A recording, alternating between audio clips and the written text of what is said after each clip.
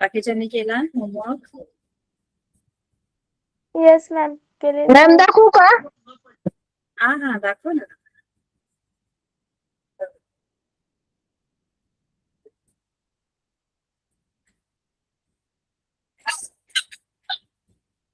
दाखव ना.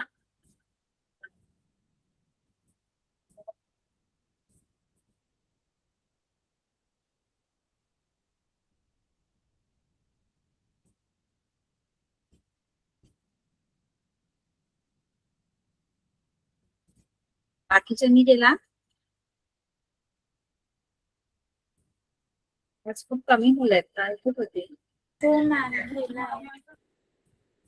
बरं, आता काल मी सांगितलेलं की पुढच्या लेक्चरला ग्राफ आलेख हे सोबत ठेवायचे. घेतले का सर्वांनी? हो मॅम, तुम्ही सांगितलं पण सांगितलेलं होतं. आलेख पद्धत आपली झाली आहे ना? हो मॅम झाली. येस मॅम झालेली. इंग्लिश मिडियमच्या मुलांना सांगितलं. मराठी कन्फ्युज आहे.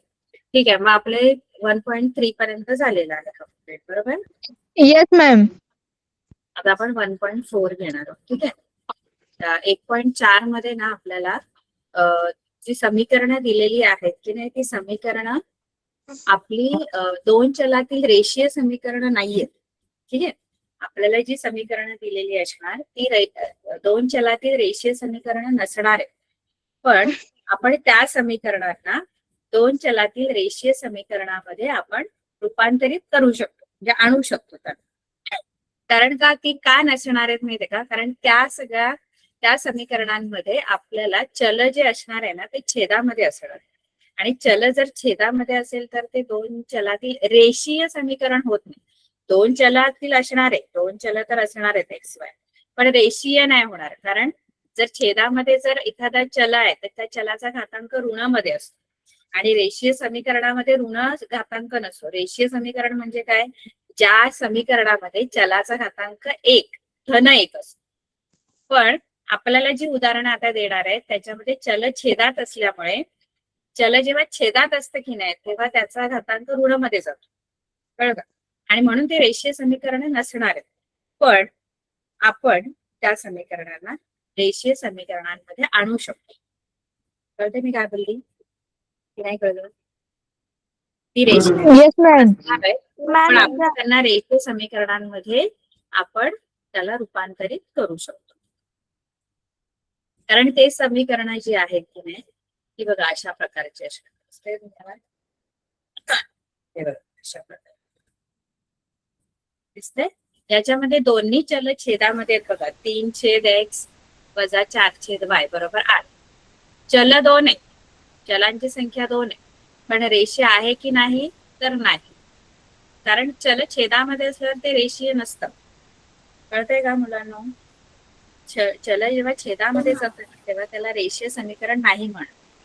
आता इथे पण बघा दुसरं पण हे जे समीकरण आहे त्याच्यात पण छेदामध्ये चल आहे x वजा 1 आणि y वजा 2. दोन्ही चल 2 आहेत पण रेषीय नाही कारण दोन्ही चल छेदामध्ये आहेत.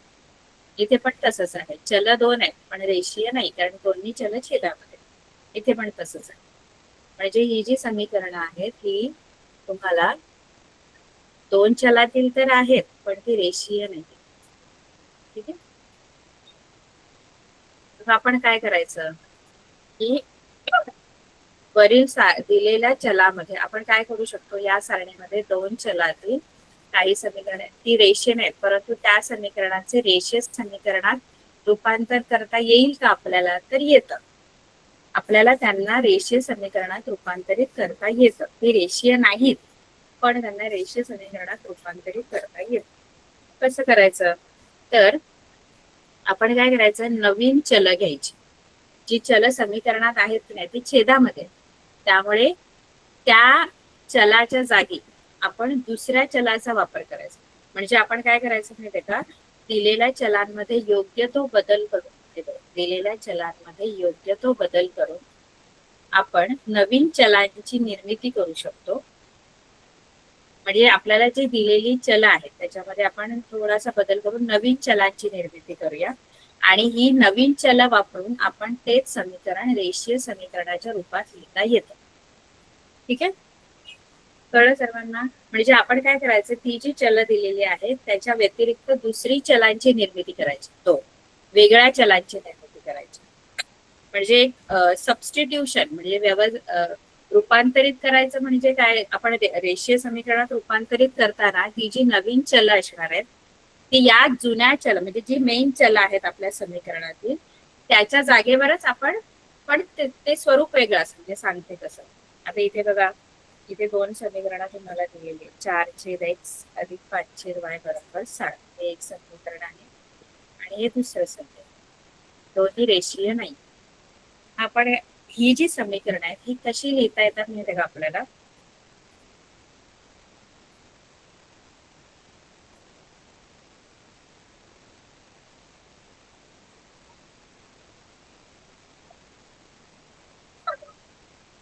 आपण एक उदाहरण घेऊया आपल्या पुस्तकातलं, ते आपण सोडवूया.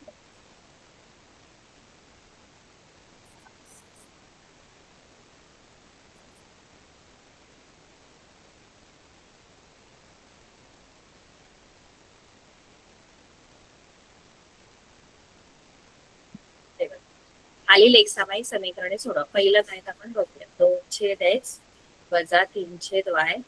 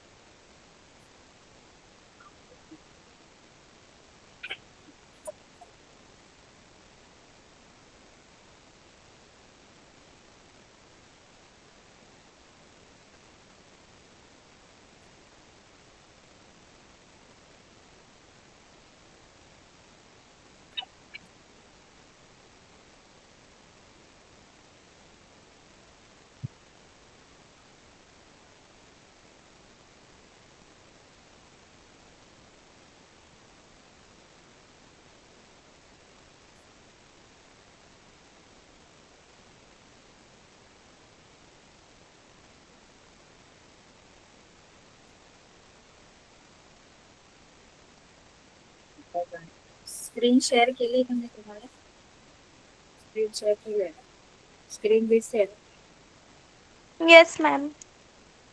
तर आपण गणित घेऊया. 2/x प्लस 2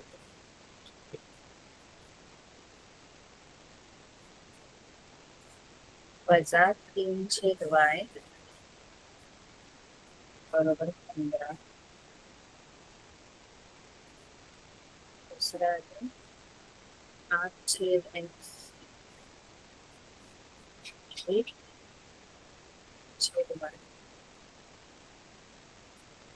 बरोबर 17.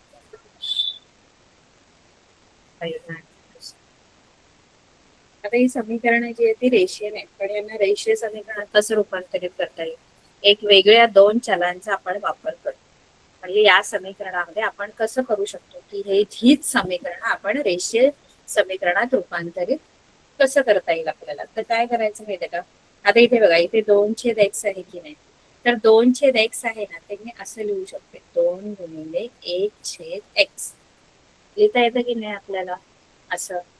2/x आहे, Yes, ma'am. सहगुणक वरचा जो अंश आहे तो थोडा वेगळा करते आणि 2 गुणिले 1/x असं मी हे लिहिणार आहे. ठीक आहे, असं लिहिता येईल. 3/y मला कसं लिहिता येईल, 3/y मला 3 गुणिले 1/y अशा प्रकारे लिहिता येईल. बरोबर 75. ठीक आहे, आता हे पहिलं समीकरण मी असं लिहिलं. दुसरं समीकरण पण सेम तसंच, 8/x आहे ना, म्हणजे 8 गुणिले 1/x असं मला लिहिता येईल. कारण हेच 8/x आहेत, 8×8/x असंच आहे. अधिक 5/y मला कसं लिहिता येईल, 5 गुणिले 1/y बरोबर 70. एवढं कळलं? कळलं?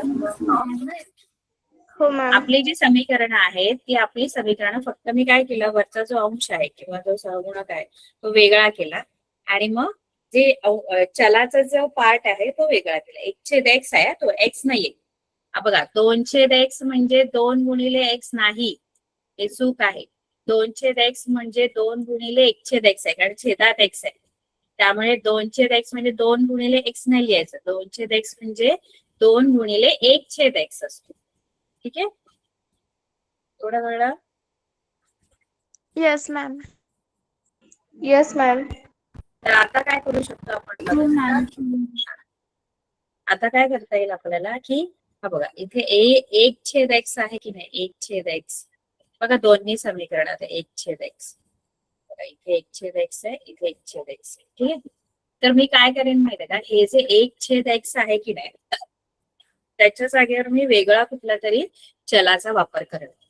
1/x च्या जागी समजा आपण m घेऊ किंवा a घेऊ, काही a b वापरा, m n वापरा, है ना.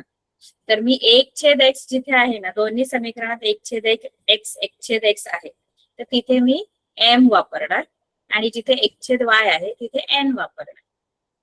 इथे 1/y, 1/y. ठीक आहे, मग जिथे जिथे 1/x आहे तिथे मी काय करणार, m वापर. मग इथे आपण पुढे काय करणार, पुढची स्टेप आपली, की समजा काय समजूया आपण, की 1/x म्हणजे m आहे असं समजू, आणि 1/y म्हणजे n आहे असं समजू. बरोबर. मग जर 1/x बरोबर m असेल आणि 1/y बरोबर n असेल, तर आपलं समीकरण कसं बनेल? दोन्ही समीकरण कशी बनतील सांगा मला. जर 1/x च्या जागेवर m लिहिलं आणि 1/y च्या जागेवर n लिहिलं, तर आपलं समीकरण कसं बनेल सांगा. हा बघा, हा 2 आहे, 2, आणि हा जो 1/x आहे तो म्हणजे m आहे. 2 गुणिले m म्हणजे 2m झालं. कळते का? बरोबर आहे की नाही? 2m झाले. ठीक आहे, वजा 3 आहे गुणिले 1/y, पण 1/y आपण n घेतलेला आहे, मग वजा 3n बरोबर 15. बरोबर आहे, हे बरोबर आहे. हो मॅम. हा, दुसरं समीकरण काय बनेल? दुसरं समीकरण 8m plus 5n.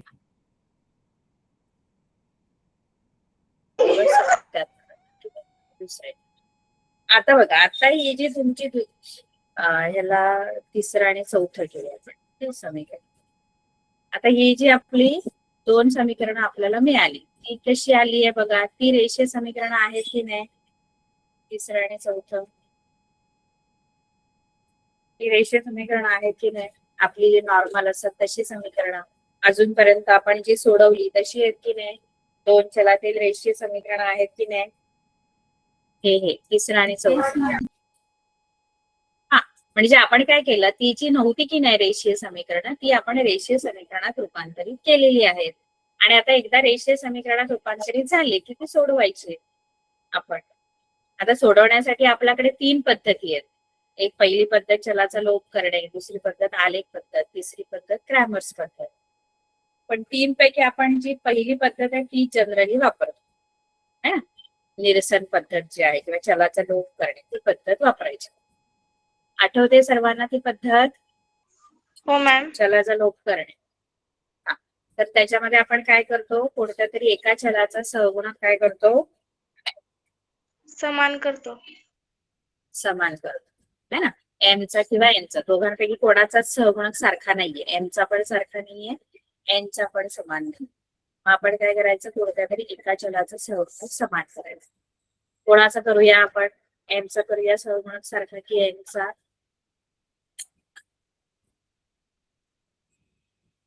सांगा कोणाचा करायचा सहगुणक समान. नाही, आधी आपण ठरवायचं की कोणत्या चलाचा सहगुणक समान करायचंय किंवा कोणत्या चलाचा लोप करायचाय. कारण ज्याचा लोप करायचाय त्याचा सहगुणक सारखा करावा लागतो आपल्याला, बरोबर ना. ज्याला घालवायचंय, ज्या चलाचा लोप करायचाय त्याचा सहगुणक सारखा करायचा. मग कोणाचा करूया, कोणाला घालूया आपण. समीकरण 3चं करता येणार. समीकरण 3. समीकरण 3 काय? समीकरण 3चं आपल्याला लोप करता येणार. समीकरणाचा लोप नाही करायचा, चलाचा लोप करायचा असतो. समीकरणाचा नाही. चल कोणती कोणती आहेत समीकरणामध्ये? चल कोणती आहेत? दोन चल आहेत. हा, तर या दोन चलापैकी कुठला तरी एक चल आपल्याला काढून टाकायचा, म्हणजे एका चलाचा कोणत्या तरी लोप करायचा, एकतर एम किंवा एन. मग ते आपण ठरवायचं की आपल्याला एम ला लोप करायचं किंवा एन ला काढून टाकायचं. कोणाला काढून टाकूया आपण? चलाचा लोप करायचा, समीकरणाचा नाही. मॅम आपल्याला एमचा कोणाला काढूया? एन ला काढू मॅम. एन ला काढू मॅम. एम ला. तर एन ला जर आपल्याला लोप करायचा आहे तर त्याचा सहगुणक सारखा पाहिजे. कारण बघा, कोणतंही पद लोप होण्यासाठी किंवा जाण्यासाठी त्याचा सहगुणक सारखा पाहिजे.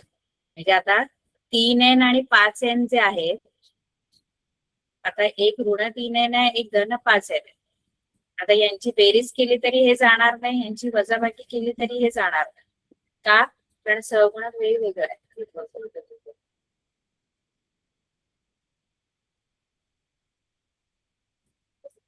बेरीज केली तरी 8 येईल, 8 n येईल, वजाबाकी केली तरी 2 n. म्हणजे कुठेही तुम्हाला 0 n नाही मिळणार. 0 मिळालं की तो लोप झाला. शून्य होण्यासाठी तुम्हाला एक तर 3 पाहिजे किंवा 5 पाहिजे. सेम सहगुणक असेल, 5n 5n असतील किंवा 3n 3n असतील, 3n 3n आहे, तर सहगुणक आणि यांची वजाबाकी केली. वजाबाकी केव्हा होते? जेव्हा एक धन आणि एक ऋण असेल. दोन गोष्टी लागतात चलाचा लोप करण्यासाठी, एक तर सहगुणक सारखा लागतो आणि चिन्ह वेगवेगळी लागतात. बघ, कोणतंही पद जाण्यासाठी सहगुणक सारखा पाहिजे की नाही? 15 मधून 15 गेले तरच 0 येणार की नाही? 3 मधून 3 गेले तरच 0 येणार की नाही? 3 आणि 3 की 3 आणि 5 ची वजाबाकी बेरीज करून 0 येईल. 0 उत्तर कधी येईल तुम्ही सांगा मला. आता मला लोप करायचं म्हणजे ते पद घालवायचंय, म्हणजे मला 0 उत्तर पाहिजे. 0 उत्तर पाहिजे तर दोघांचा सहगुणक सारखा पाहिजे की नको? 3n आहे, 3n 3n आहे आणि दोघांचे चिन्ह वेगवेगळं आहे, तरच त्यांची वजाबाकी होऊन ते पद निघून जात. म्हणजे एक धन 3n आहे, ऋण 3n आहे, तर ते लोप होणार. बघा, सहगुणक वेगवेगळा आहे तर ते लोप नाही होत. जरी त्यांचे चिन्ह वेगवेगळे असले तरी याचं उत्तर ऋण 2n येतं. 0 पाहिजे. 0 येण्यासाठी दोन गोष्टी लागतात. कोणत्याही चलाचा लोप होण्यासाठी दोन गोष्टी आपल्याकडे पाहिजे. आधी ठरवायचं की कोणतं चलाचा लोप करायचं, आणि आपण ठरवलं की n घालवायचंय, तर त्या चलाचा पहिला सहगुणक समान करा आणि दुसरं म्हणजे त्यांची चिन्ह वेगळे वेगळे पाहिजे, तरच ते जाणार आहेत. एक धन एक ऋण असेल तरच जाणार. आता नुसतं 15n आहे आणि दुसरं पण 15n आहे, सहगुणक सारखा आहे, पण जर चिन्ह दोघांची धन धन असेल तर जाईल का हे 15n 15n? धन 15n धन 15n किती होणार? धन 15n धन 15n किती होणार? 30 कोण? हा, मग ते जाण्यासाठी आणखी कोणती कंडिशन आहे? एक तर सहगुणक तर सारखा पाहिजे आणि चिन्ह वेगळे वेगळे पाहिजे. एकाचं धन पाहिजे, एकाचं ऋण पाहिजे, तर ते जाईल ना? कळतं की नाही मी काय बोलते? दोन गोष्टी लागतात. Yes ma'am. चलाचा लोप होण्यासाठी दोन गोष्टी पाहिजे, एक तर सहगुणक समान पाहिजे, चिन्ह वेगवेगळे पाहिजे. म्हणून सहसा ना आपल्याला जर एखादं उदाहरण सोडवायचंय तर चिन्ह वेगवेगळे असणारं जे चल आहे ते घालवायचं शक्यतो, म्हणजे ते सोपं पडतं. आता इथे चिन्ह वेगवेगळे असणारं कोणतं चल आहे? एम आहे की एन आहे? त्याची चिन्ह वेगवेगळी ऑलरेडी आधीच एन आहे, त्यामुळे तो घालवायला सोपा आहे, कारण चिन्ह ऑलरेडी वेगळे. सर काहीच ऑप्शन नाहीये तर मग कुठला तरी एक निवडायचं. म्हणजे आता याची चिन्ह बघा, याचं धन धन आहे, याला पण घालवू शकतो, एम पण घालवू शकतो, पण मग तेव्हा मग पुढे आपल्याला त्या एकाचं चिन्ह बदलावं लागेल कोणाचं तरी, कारण धन धन असेल तर ते जाणार नाही. एकाचं याचं चिन्ह बदलावं लागतं आपल्याला. बरं का? ती एक स्टेप वाढते. तुम्हाला कळते का मी काय बोलते? की डोक्यावरून घेते? हे आपण सगळं शिकलेलो होतात. 9वीला आपलं झालेलं आहे. बरोबर आहे? Yes ma'am. तर 2 गोष्टी पाहिजे. त्यामुळे एक गोष्ट लक्षात ठेवायची, ज्याची चिन्ह वेगवेगळी आहेत ना त्याचा सहगुणक सारखा करा. ते सोपं पडेल. म्हणजे आपण एनचा सहगुणक सारखा करू, कारण ह्याची चिन्ह वेगवेगळी आहेत. एक ऋण आहे, एक धन आहे. पण सहगुणक सारखा आता करावा लागेल. चिन्ह तर आधीच वेगवेगळी आहेत, फक्त आपल्याला त्याचा सहगुणक आता समान करू. सहगुणक समान करण्यासाठी 3 आणि एनचे सहगुणक काय आहेत? एनचे सहगुणक कोणते आहेत? एकाचं 3 आहे, एका समीकरणात एनचा सहगुणक 3 आहे, 5. मग कसा समान करायचा माहितीये तुम्हाला? हो मॅम. कसा? समीकरण 3 ला आहे ना 4 ने गुणायचं. समीकरण 3 ला 4 ने गुणायचं. 4 ने गुणायचं. आणि समीकरण 2 ला समीकरण 4 ला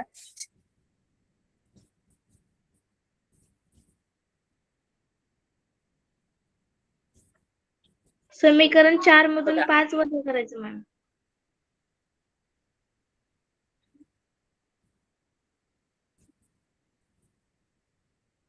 मग कोणते चल जाईल? एन जाईल की एन जाईल? एन जाईल मॅम. मॅम एन चल जाईल. याला 4 ने गुणला तर एन जाईल. 4 ने गुणले तर मॅम बरं, जर 4 आपण ने गुणलं. जर 5ने गुणलं तर तिथे 15 येईल आणि 5ला 3 ने गुणलं तर 15 होईल. बघा नीट लक्ष द्या मुलांना. ही पद्धत ना आपल्याला यायला पाहिजे. खूप मुलं कन्फ्युज होतात. काय माहितीये का? हे बघा,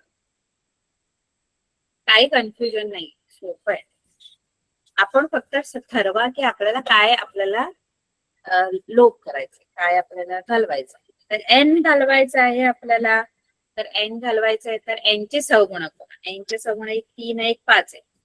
दोघांचा सहगुणक सारखा करायचा आहे. एनचा चल एनचा सहगुणक आपल्याला समान करायचा. चल एनचे सहगुणक आता काय आहेत? एकाचा 3 आहे, एकाचा 5 आहे. तर 3 आणि 5 दोघांचा लसावी काढायचा. 3 आणि 5च्या पाड्यातली संख्या कोणती आहे? लहानात लहान, तेवढाच दोघांचा सहगुणक आपण आणायचा असतो. लसावी जो दोघांचा येईल, 3 आणि 5 आहेत की नाही त्यांचे? 3 आणि 5. 3 आणि 5चा लसावी काय येतो? म्हणजे 3 आणि 5च्या पाड्यातली लहानात लहान संख्या कोणती आहे? मॅम 15. 15. बरोबर. म्हणजे आपण काय करायचं माहितीये का? एनचा सहगुणक 15 आणायचा आहे आपल्याला. एनचा सहगुणक किती आणायचंय? दोन्हीकडे. इथे पण 15 आणायचंय, इथे पण 15 आणायचंय. एनचा आपला काही नाही करत आहे. एनचा सहगुणक 15 आणायचा. मग जर एनचा सहगुणक 15 आणायचंय, पण गुणताना पूर्ण समीकरणाला गुणायचा, एकाच पदाला नाही आपण गुणू शकत. जर इथे तुम्हाला 15 आणायचंय तर कितीने गुणावं लागेल तुम्हाला? एनचा सहगुणक 15 करायचंय तर तिसऱ्या समीकरणात एनचा सहगुणक 3 आहे, त्याचा जर 15 करायचंय तर कितीने गुणावं लागेल? 5 ने. 5 ने. आणि चौथ्या समीकरणाने कितीने गुणावं लागेल? 3 ने. 3 ने मॅम. कारण तिथे 5 आहे. ठीक आहे, कळलं? मग मी फक्त खाली हे सगळं जे आहे पूर्ण समीकरणाला गुणायचं आणि पूर्ण समीकरणाला गुणायचं. फक्त एकाच पदाला आपल्याला एनचा सहगुणक 15 पाहिजे म्हणून फक्त एनच्या पदाला नाही, जर गुणलं तर पूर्ण समीकरण. आता 5 ने मग इथे लिहायचं समीकरण 3 ला 5 ने व समीकरण 4 ला 3 ने गुणून. मग पुन्हा आता तिसऱ्या समीकरणाला 5 ने गुणा. तिसऱ्याला 5 ने पूर्ण समीकरण. मॅम तिथं 10m येणार वजा 15n हो. बरोबर हो. आणि 60. नाही, 60. 15ला 5 ने गुणलं तर 60 येतात. 15 5 75 मॅम. 75. 75. ठीक आहे. आणि याला 3 ने गुणा चौथ्या समीकरणाला. 24m प्लस 15n बरोबर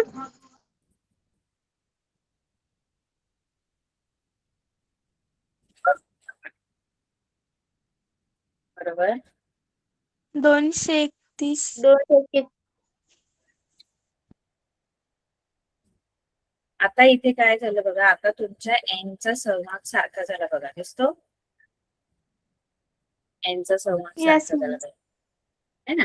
आणि दोघांची चिन्ह पण वेगवेगळे आहेत, ऋण आणि धन. त्यामुळे आपल्याला काही नाही करायचं, आपण फक्त इथे अधिक म्हणजे दोन्ही समीकरणांची बेरीज करायची. जर चिन्ह वेगवेगळी आहेत ना तर बेरीज करायची. चिन्ह वेगवेगळी आहेत म्हणजे बेरीज कोणाची करायची, चिन्ह वेगवेगळे म्हणजे ऍक्च्युली वजाबाकी होते, समीकरणांची बेरीज करायची. कळलं? पदांची नाही, पदांची बेरीज किंवा वजाबाकी ही त्यांच्या चिन्हांवरून ठरते. समीकरणांची बेरीज आणि वजाबाकी, इथे बेरीज कधी लिहायचं आणि इथे वजाबाकी कधी लिहायचं ते पण कळलं पाहिजे. इथे वजाबाकी कधी लिहिणार माहितीये तुम्ही, जेव्हा तुम्हाला जे चल घालवायचंय त्या दोघांचं पण चिन्ह जेव्हा सारखं असतं ना आणि आपल्याला एकाचं चिन्ह बदलण्याची गरज असते, तेव्हा समीकरणांची वजाबाकी करायची. कारण या वजामुळे चिन्ह बदलतात. नाही कळलं? आता समजा इथे हे जे 15 आहे हे पण ऋण असते, दोघांचं चिन्ह ऋण ऋण जर असतं तर ते गेले असते का? ऋण 15 ऋण 15 गेले असते का? चिन्ह No, ma'am. सारखी असल्यावर बेरीज होते बरं, चिन्ह समान असल्यावर बेरीज होते, त्यामुळे हे असे जाणार नाही. आता कसं आहे, आता आपल्याला हे अधिकचं चिन्ह आहे त्यामुळे ते तसे पण जाणारच आहे, त्यामुळे मला चिन्ह बदलायची गरज नसणार आहे. पण जर इथे ऋण असतं तर मग मला ह्याचं चिन्ह बदलावं लागेल, ऋणाचं धन करावं लागेल. का? कारण त्याशिवाय हे पद जाणार, एक ऋण आणि एक धन असल्यावर शिवाय जाणार नाही. कळते का? चिन्ह समान असलं की ते जाणार नाही, त्यामुळे ह्याचं चिन्ह बदलण्यासाठी समीकरणांची वजाबाकी करायची. कारण या वजामुळे याचे चिन्ह बदलतं, कारण हा वजा आणि हा वजा मिळून हा अधिक बनतो, म्हणजे चिन्ह बदलतं. ऋणामुळे चिन्ह बदलतात. कळलं का? ऋण येस चिन्हामुळे मॅम. कुठल्या तरी दुसऱ्याच बघा, ऋण आणि ऋण 15 आहे तर ह्या ऋणामुळे हा ऋण आणि हा ऋण 15 आहे, हा ऋण ऋण काय बनेल, तो धन 15 आहे. मॅम कळतंय धन. का? हा, येस मॅम. म्हणजे मी तुम्हाला काय सांगते माहितीये का, बेरीज कधी करायची आणि वजाबाकी समीकरणांची इथे इथे इथे बेरीज कधी लिहायची आणि इथे वजाबाकी कधी करायची, जेव्हा दोन्ही पदांची जे मला घालवायचंय त्या दोन्ही पदांची जेव्हा चिन्ह जेव्हा वेगवेगळे, तर समीकरणांची काय करायची, आता आपली वेगवेगळी चिन्ह आहेत आधीच, तर मी काय करणार इथे बेरीज, कारण बेरजेमुळे चिन्ह बदलत नाही आणि आपल्याला बदलण्याची गरज पण नाहीये, कारण ऑलरेडी त्यांची चिन्ह कशी आहेत, आधीच वेगवेगळी. त्या पदांची चिन्ह वेगवेगळी, त्यामुळे मला गरज नाहीये. आणि जेव्हा आपल्याला चिन्ह बदलण्याची गरज नसेल तेव्हा बेरीज करा, कारण बेरजेमुळे कोणत्याही पदांची चिन्ह बदलत नाही, पण वजाबाकीमुळे बदलतात. तुम्हाला कळते का? कॉन्सेप्ट कळून घ्या, बेस तुम्हाला हे कळलं पाहिजे येस मॅम. की समीकरणांची बेरीज कधी करायची आणि वजाबाकी कधी करायची. बघा, तुम्हाला आणखी एक हेच गणित जर आपल्याला एम घालवायचं असेल तर कसं सोडवणार ते पण मी तुम्हाला दाखवायचं. आता आपण एन घालवतोय की नाही, चल एन घालवतोय, तसंच तुम्ही एम पण घालू शकता. पण जर एम घालवायचं असेल तर एमचं दोघांची चिन्ह सारखी आहेत, ते कसं सोडवायचं हेच गणित आपण एम घालवून पण सोडूया, म्हणजे तुम्हाला कळेल की फरक काय आहे, बेरीज कधी करायची, वजाबाकी कधी करायची. समीकरणांची चालले, पदांची नाही. पदांच्या बेरीज वजाबाकीसाठी आपण बेरजेचे नियम वापरतो. ठीक आहे, इथे आपण समीकरणांची बेरीज आणि समीकरणांची वजाबाकी केव्हा करायची जेव्हा मला चिन्ह ऑलरेडी जे घालवायचं एक चल त्याची चिन्ह आधीच जर वेगवेगळी आहेत तर बेरीज करा. चिन्ह सारखी आहेत तर मग वजाबाकी करावी लागेल, कारण एकाचे चिन्ह मला बदलण्याची गरज आहे असते. कळतं का की नाही कळलं? Yes ma'am. कळलं मॅम. या बेरीज वजाबाकी करण्यामागे काय हेतू आहे ते कळलं पाहिजे, तर मग मला कळेल एकदम क्लिअर काय करायचंय मला. तुमच्या शाळेत शिकवलं म्हणून मी तसंच्या तसं उतरवून नाही काढायचं. ठीक आहे, तर इथे मी बेरीज करणार, कारण इथे ऑलरेडी चिन्ह माझे वेगवेगळे आहे. आता बेरजेचे नियम प्रत्येक पदाच्या बेरीज वजाबाकी नियमानुसार करायचे. आता या दोघांची काय होईल, या दोघांची दोघं धन धन आहेत, दोघं धन धन आहेत, मग त्यांची काय होईल बेरीज होईल. बेरीज. आणि मोठ्या M संख्येचे अधिक. चिन्ह 34 आहे. आता हे दोघं काय होतील, ऋण 15 आहे, धन 15 आहे. कॅन्सल होतील. आता मॅम हे दोन दोघं पण पण धन कॅन्सल धन आहे, होतील. हे दोघं धन धन आहे, हे दोन्ही धन धन पुन्हा बेरीज. बेरीजच होणार आहे. मॅम धन होईल. आणि मोठ्या संख्येचे चिन्ह. ठीक आहे, आता एम इथेच ठेवायचा, 306 भागिले 34. 2 ने भाग लावते आधी, इथे 17 येते, इथे 153 येते. 17च्या पाठी देतात 153.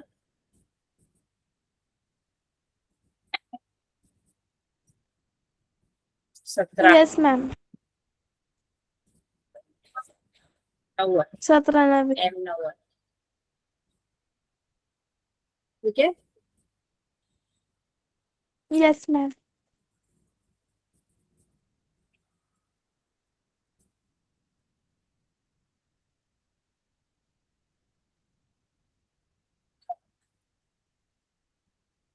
आता एम 9 आला. आता ही एम ची किंमत आपण काय करूया, कोणत्या तरी एका समीकरणात टाकू. आता हे जे मी इथे गुणिले वगैरे लिहिले ना, हे लिहायचं नाही असं, परीक्षेला असं नाही लिहायचं. पुरते तुम्हाला कळायला पाहिजे म्हणून मी मगाशी लिहिलं, कारण खाली आपण ते शब्दामध्ये लिहिणार आहे. या समीकरणाला याने गुण, 3 समीकरणाला 5 ने आणि समीकरण 4 ला 3 ने गुण. ठीक आहे, आता एन ची किंमत पाहिजे तर या दोघांपैकी एक सोपं समीकरण घ्या आणि त्याच्यामध्ये आपल्याला एम ची किंमत मिळाली, ती एम ची किंमत त्या समीकरणात टाकायची आणि एन ची किंमत मिळवायची. आपण नंतर तिसरं हे समीकरण घेऊ. तिसरं समीकरण 2m वजा 3m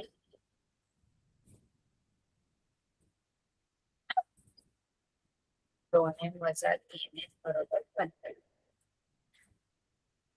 ठीक आहे, आता एम मला मिळालाय 9. एम ची किंमत 9 आहे, मग एमच्या जागेवर 9 ते 9 18 वजा 3m बरोबर 15. 18 तिकडे न्यायचे, 18 तिकडे जाऊन वजा होते, इकडे वजा ऋण 3m तसेच राहणार. ऋण घ्यायचे आपण बघा, आलेखाची गणित सोडवताना पण ऋण चिन्हवाले ऋण तसेच घ्यायचे असतात. आणि इकडे 15 मधून 18 जे आहे ते वजा. 15 वजा 18 किती होतात, मायनस. मॅम -3. -3. वजा 3. वजा वजा जाणार, एन बरोबर हे 3 इकडे जाऊन भागेल. ठीक आहे, म्हणजे एन किती आला तुमचा, मॅम, N 1 आला. आता हे मी आपण एन चा सहगुणक सारखा केला बघा, एन चा पहिले. आता आपण एम चा सेम गणित आपण एम चा सहगुणक सारखा करून सोडवूया, म्हणजे तुम्हाला आयडिया येईल की काय करायचंय. चालेल का, दाखवू का की बेरीज कधी करायची आणि वजाबाकी हे आपल्याला कळलं पाहिजे. हे सेम आपल्याला उत्तर मिळाले एम एन, पण आपण पुन्हा एकदा आता इथे एन चा सहगुणक सारखा केला ना, तुम्ही एम चा सहगुणक सारखा करून पण तुम्हाला हीच उत्तर मिळणार आहे. ठीक आहे, त्यामुळे घाबरायचं नाही. कुठला सहगुणक सारखा करू, कुठलाही करा, कोणाचा करू, एमचा करू की एनचा करू, कोणाचाही करून केला तरी उत्तर तेच मिळेल. तर आपण हीच समीकरणं घेऊया आणि आता एमचा सहगुणक सारखा करून बघू आपली उत्तरं कशी मिळतात. आणि कधी बेरीज करायची समीकरणांची, कधी वजाबाकी करायची ते कळलं पाहिजे. ठीक आहे, तर हीच समीकरणं मी घेते. आपण एमचा लोप करू. एमचा म्हणजे एनचा केला ना, आता एमचा.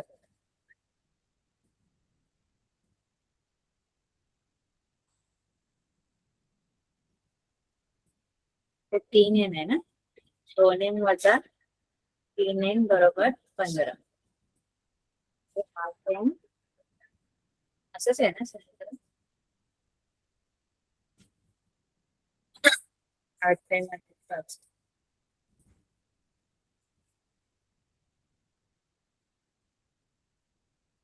आता आपण काय करायचं, आता आपण एमचा सहगुणक सारखा करूया. बघताय सगळेजण, ऐकताय का?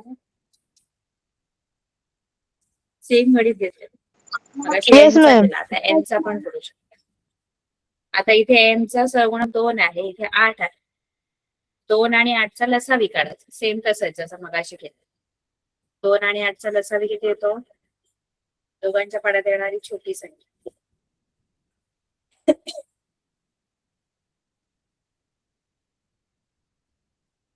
2 आणि 8च्या पाड्यात येणारे मॅम दोन 16. मॅम 16. लहानात लहान मॅम संख्या 8. जी दोघांच्याही मॅम 8. पाड्यात येते. 8. मॅम 8 येईल. 8 एलसीएम आहे. ओके. आता 8 एलसीएम आहे. जो एलसीएम येतो की नाही, लसावी जो येतो की नाही, तो सहगुणक आपल्याला दोघांचा करायचा असतो, आणायचा असतो. ठीक आहे. म्हणजे आपल्याला इथे दोघांचा पण सहगुणक किती आणायचा आहे? किती आणायचा आहे? दोघांचा जो लसावी आहे तो म्हणजे किती? 8. तर दोघांचा सहगुणक 8 आणायचा आहे. पण एकाचा ऑलरेडी 8 आहे बघा. कोणाचा 8 आहे? याचा 8 आधीच आहे. त्यामुळे ह्याला आपण कशाने गुणायची गरज नाही. याला गुणावं लागेल. याला कितीने गुणावं लागेल 8 येण्यासाठी? 4 ने. 4. म्हणून मी या समीकरणाला समीकरण 3 ला 4 ने गुण. ठीक आहे. मगाशी जी ताई बोलली की पहिल्या समीकरणाला 4 ने गुणलं, तो तेव्हा आपल्याला एम जाणार होतं. पण मगाशी आपल्याला एन घालवायचं, त्यामुळे आपण वेगवेगळ्या संख्येने गुणलं. बरोबर आहे. आता इथे 4 ने गुणा. हो मॅम. तिसऱ्या समीकरणाला 4. मॅम 8m समीकरण 3 ला वजा 4 ने गुणून.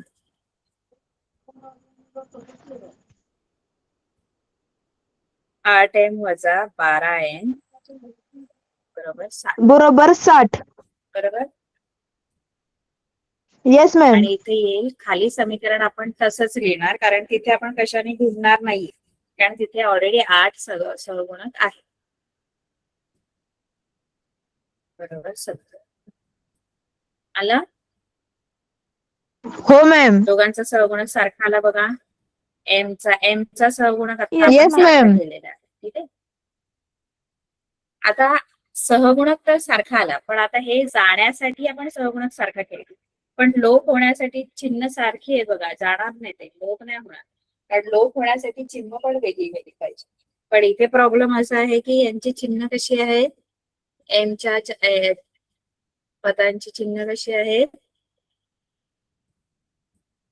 चिन्ह कशी आहेत? सारखेत मॅम.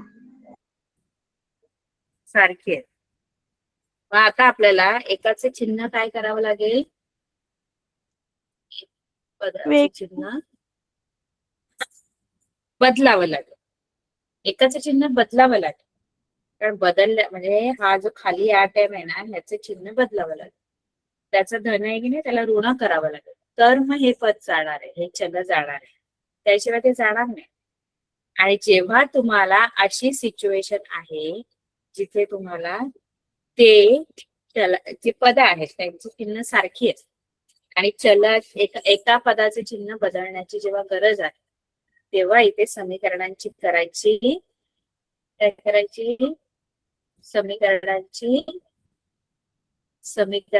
करायची वजाबाकी.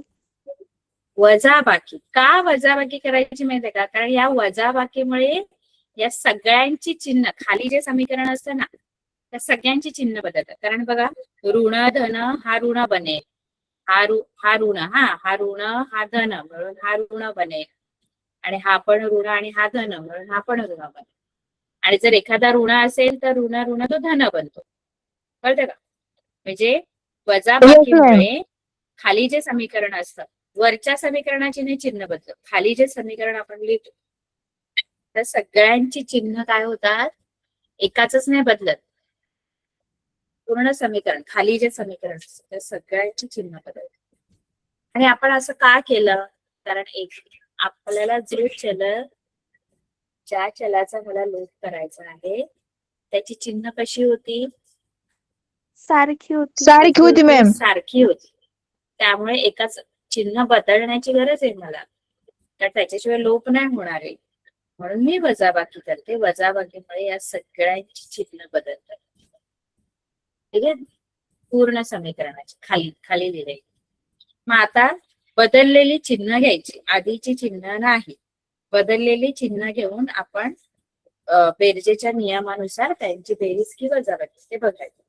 आता पहिलं हे तर निघूनच जाणार आहे, कारण धन 8m आणि ह्याचे चिन्ह बदललं आता ऋण 8m, त्यामुळे ह्या चलाचा लोप झाला आणि तेच आपल्याला हवं होतं. ठीक आहे, कळलं की नाही, फरक येस कळतोय. मॅम. मी सेम Yes, गणित ma'am. घेतलेलं आहे, सगळ्यांना कळलंय. Yes ma'am. Yes ma'am. सगळ्यांना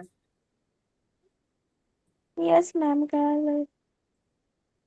येस मॅम करते. आता इथे चिन्ह बदललेले घ्या. हा, इथे ऋण 12n आणि इथे ऋण 5n आहे. हा, ऋण 5n, ऋण 12n ऋण 5n किती होणार, ऋण 12n ऋण 5n, ऋण 12n ऋण 5n. बेरजेचा बेरजेचा नियम 6. वापरायचा. दोघांची नाही, दोघांची चिन्ह किती आहेत, दोघांची चिन्ह सारखी आहेत. ऋण ऋण येस आहे, मॅम. हा पण ऋण आणि हा पण ऋण.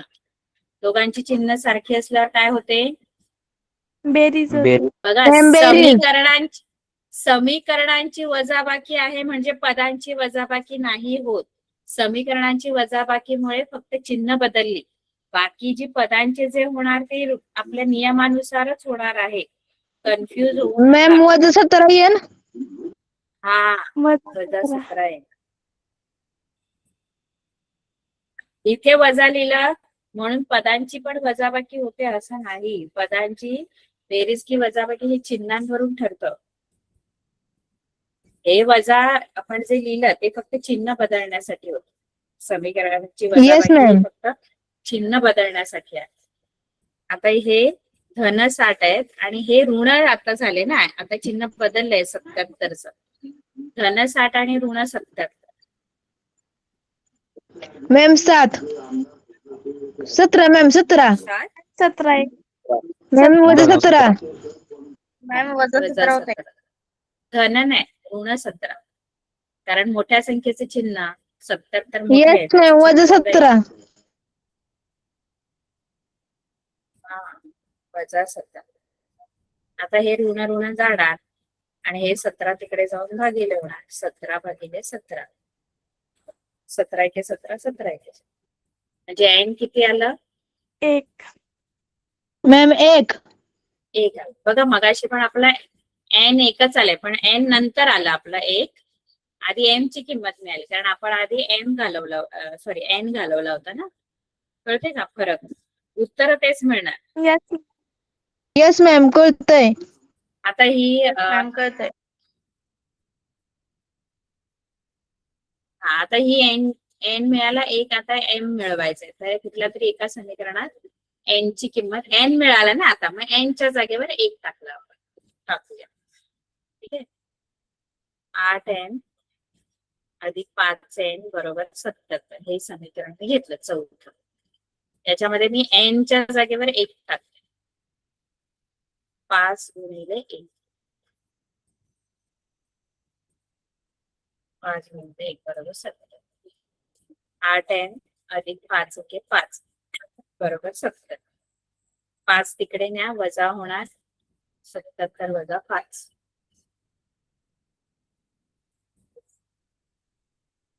8n बरोबर 77 वजा 5 किती, मॅम 72 वजा 72 भागिले 8.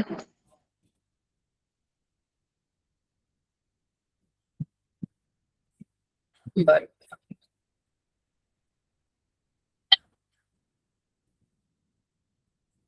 बहात्तर आहे.